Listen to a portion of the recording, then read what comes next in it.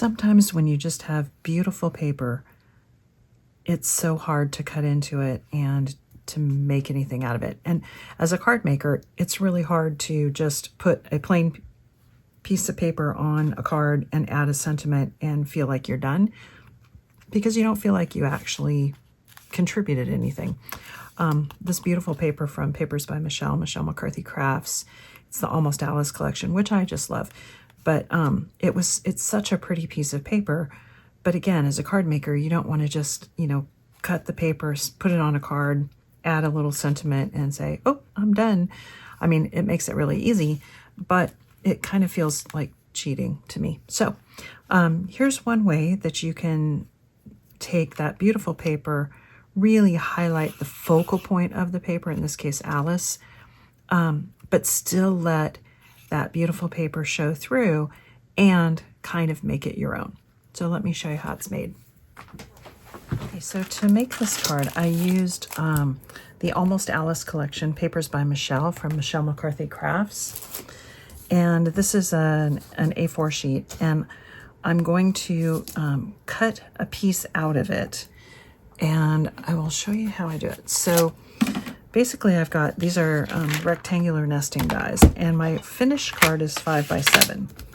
So my largest nesting die for my image is about 4 3/8 by 6 3/8. And then I've got a larger nesting die, which I'm going to cut in the red.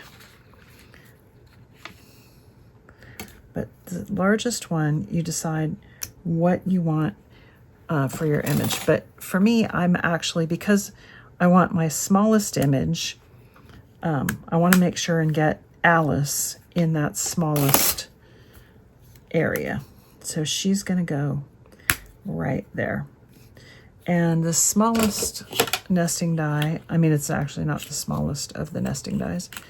It's 1.5 inches by 3.5. Okay. And then I've got the next one, and you just want to get an equal room around each. And you can use your, your ruler if you want.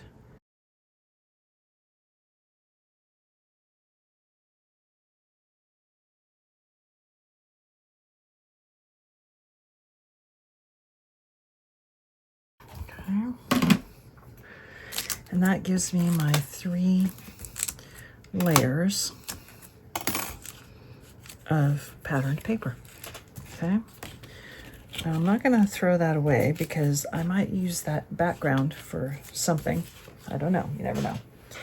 Now I'm going to use, I've got some red cardstock, and this is Red Centura Pearl, and I basically have the set of nesting dies, one larger than each of the ones that I used for my patterned paper. Okay, so 1, 2, and these are less of an issue of getting exactly straight because the pattern paper is going to go on top, so it's not going to show, but try to get them fairly even. Okay. I have my 3. Now I'm going to put my Alice on there. This one's going to go on here. This one's going to go on there, and then I'm going to stack them up on my card. Okay? So let's start with Alice. And you could do this with any patterned paper or any stamped image.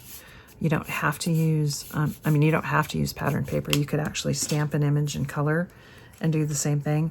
But if you use patterned paper, it's just such a quick technique. It goes very quickly. And if you don't like that wide of a border, because see, it's going to look like this. If you don't like that much red showing, if you wanted a narrow or red, instead of using the nesting dies, just glue this onto the red and then cut a super narrow border, or measure it, either way. But I find it easier to glue on and cut. So, and then we're going to glue this on to our card, and then this is going to go on, and that's going to go on. And I want a little bit of dimension, but not too much.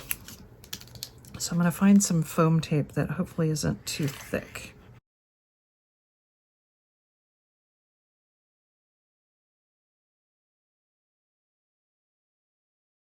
Okay, this should line up perfectly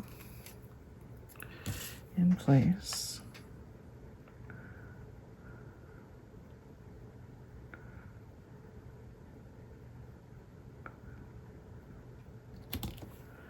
Just like that. Put Alice in there.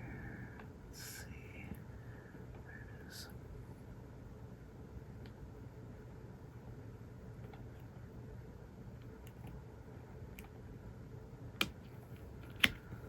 Right about there. So I've got my little just-in note that I'm going to put down here. I'm just going to give it a little bit of curve.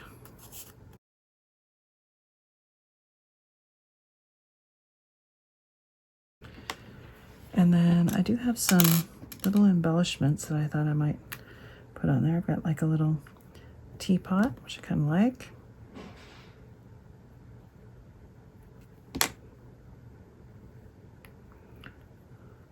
I was going to put some little red roses, but I think I'm going to leave it just like that.